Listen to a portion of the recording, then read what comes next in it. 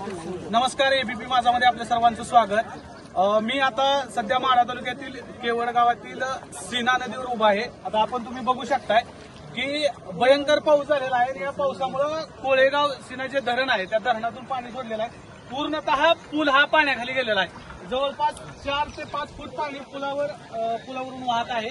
यामुळे प्रचंड प्रमाणात शेतीचं नुकसान झालेलं आहे।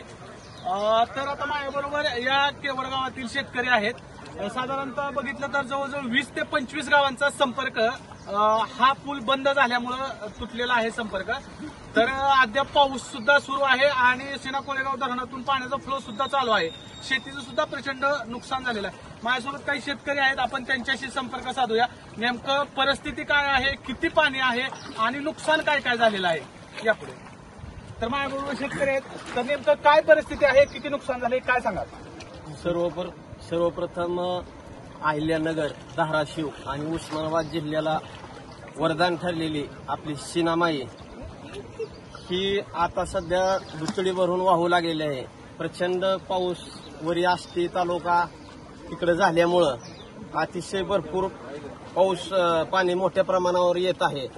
तरी प्रशासनाला आमची एवढीच विनंती आहे, सीना कोळेगाव धरण हे उस्मानाबाद जिल्ह्यात असून याचा परिणाम काय होतो, त्या धरणाचं पाणी उन्हाळी आवर्तन एकही दिलं जात नाही आम्हाला आणि पावसाळ्यात एवढं प्रचंड पाणी सोडलं जातं की सीना भागातलं काही सुद्धा राहत नाही, नुकसान होतं। शेतीचं असेल, जनावर असलेली ऊस पिकाचा असेल, केळी पिकाचा असेल किंवा मोटारीचा असेल, एवढं प्रचंड प्रमाणात नुकसान होतं। तर आमची वारंवार एवढीच मागणी राहील। गेल्या वेळेस सुद्धा आम्ही उन्हाळ्यात सोलापूर कलेक्टर ऑफिसला भेट दिली होती।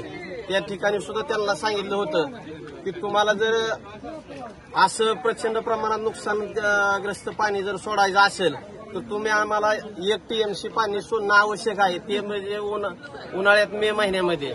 तर त्यांनी सोडावं।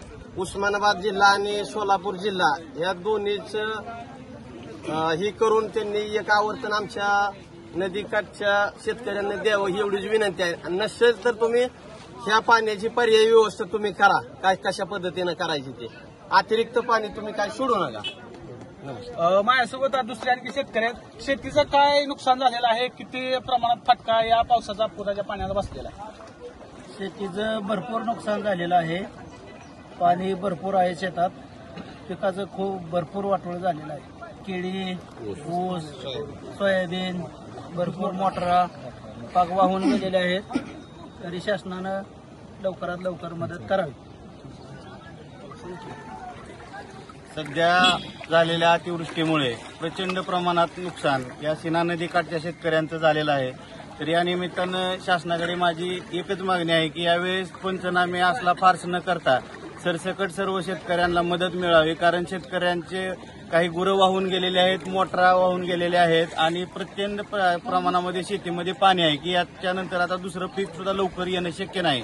तर शासनाने पंचनाम्याचा वगैरे फारस न करता सरसकट हेक्टरी मदत शेतकऱ्यांना ती पण चांगल्या स्वरूपाची भक्कम मदत करावी एवढीच विनंती आहे। धन्यवाद। आताच आपण बघितलं की शेतकऱ्यांनी त्यांच्या व्यथा मांडलेल्या आहेत। प्रचंड प्रमाणात शेतीचं नुकसान झालेलं आहे। दुसरी गोष्ट, ज्या मोटर आहेत म्हणजे पाण्याच्या ज्या मोटर आहेत त्या पूर्णतः भिजलेल्या आहेत। या परिसरामध्ये ऊसाचं प्रचंड मोठ्या प्रमाणात क्षेत्र आहे, त्याचबरोबर केळीचं सुद्धा क्षेत्र आहे। हे पीक पूर्णतः पाण्याखाली गेलेलं आहे। त्यामुळे या शेतकऱ्यांची तातडीनं प्रथम अशी मागणी आहे की लवकरात लवकर प्रशासनानं पंचनामे करावेत आणि झालेल्या नुकसानीची जी आम्हाला नुकसान भरपाई आहे ती तात्काळ द्यावी। त्याचबरोबर सीना कोळेगाव हे जे धरण आहे, या धरणातून जो पाण्याचा फ्लो आहे, उन्हाळ्यामध्ये ज्यावेळेस गरज असते सीनाकाठच्या शेतकऱ्यांना त्यावेळेस सीना कोळेगाव प्रशासन कोणतीही दखल घेत नाही। साधारणतः 1 TMC पाण्याची मागणी असताना सुद्धा पाणी सोडत नाही आणि आता मात्र पावसाळ्यामध्ये प्रचंड मोठ्या प्रमाणात पाण्याचा फ्लो सोडला जातोय आणि शेतीचं मोठं नुकसान होत आहे। तर अशा प्रकारे शेतकऱ्यांनी या व्यथा त्यांच्या मांडलेल्या आहेत। उन्हाळ्यामध्ये सीना कोळेगाव धरणातून आम्हाला 1 TMC पाणी द्यावं, तरच हे पाणी पावसाळ्यात इकडे सोडावं अशी त्यांनी शेतकऱ्यांनी मोठ्या प्रमाणात मागणी केलेली आहे। एबीपी माझा, उघडा डोळे बघा नीट।